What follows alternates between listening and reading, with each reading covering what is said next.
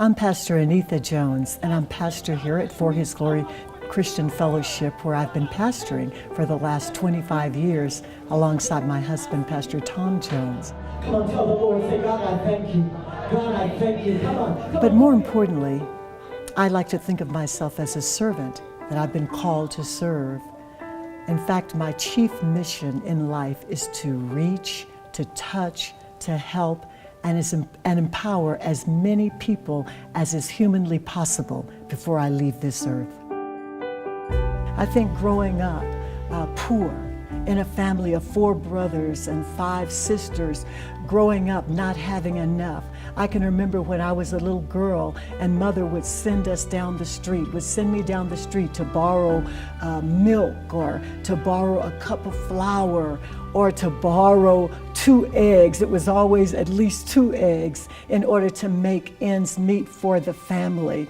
And although it was very difficult to do at times, we lived in a community that was poor. And so when there were others that had needs, we would share with them also.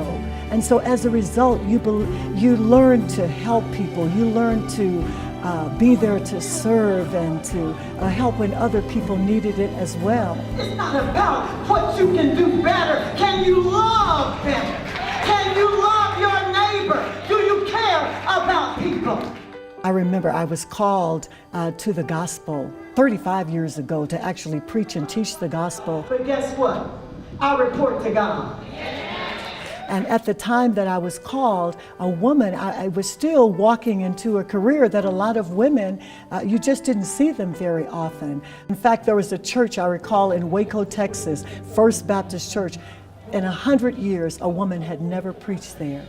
But I was able to speak there. You know, you persevere and you do what you've been called to do.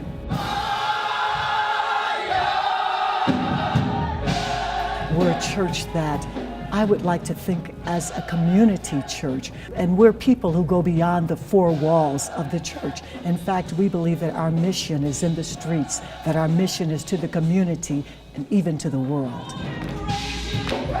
I personally believe that Dr. King's message and his method, which was a peaceful way, is certainly as important, if not more important, today than when Dr. King was alive.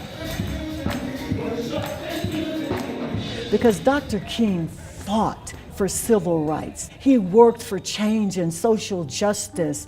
And today, I believe that many of us are living the dream that Dr. King had. And while we still have a lot more work to do, Dr. King's message still resonates loudly today in our nation, especially with the political and the social climate that we face today.